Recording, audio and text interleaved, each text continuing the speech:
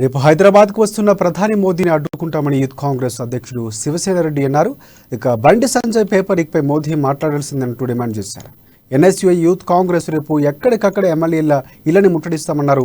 ఈ నెల 18న అఖిలపక్షం ఆధ్వర్యంలో ఇందిరా పార్క్ వద్ద నిరసన దీక్ష చేపట్టనున్నట్లు కూడా తెలిపారు. తెలంగాణతో ఇక ప్యాకేజీల వ్యవస్థ నడుస్తుందన్నారు. ప్యాకేజీలతో లీకేజీలు చేస్తున్నారని కూడా ఆరోపించారు. గ్రూప్ 1 పేపర్ లీక్ నుంచి 10వ తరగతి పేపర్ లీక్ వరకు నడుస్తుందని చెప్పారు. తెలంగాణ రాష్ట్రంలో పర్మనెంట్ ఉద్యోగాలు లేవు, కాంట్రాక్ట్ ఉద్యోగులే యువతకు మిగిలాయన్నారు.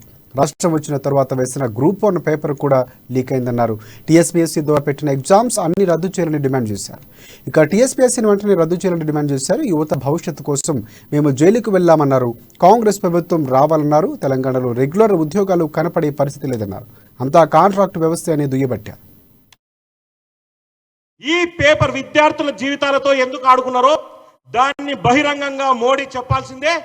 రేపు తెలంగాణలో ఉండేటువంటి యువజన కాంగ్రెస్, ఎన్ఎస్యుఐ విద్యార్థులందరూ వారితో పాటు స్వచ్ఛందంగా ప్రతి ఒక్క యువకులు కూడా నరేంద్ర మోడీని అడ్డుకోవాలి. నరేంద్ర మోడీని అడ్డుకొని ఆయన ఈ విషయం గురించి క్షుప్తంగా చెప్పే వరకు నరేంద్ర మోడీని ఇక్కడ నుంచి వెళ్ళనీయమని చెప్పి ఇక్కడ నుంచి తెలియజేస్తా ఉన్నాం. కాబట్టి బీజేపీ నాయకులను ఒకటే చెప్పదలుచుకున్నాం.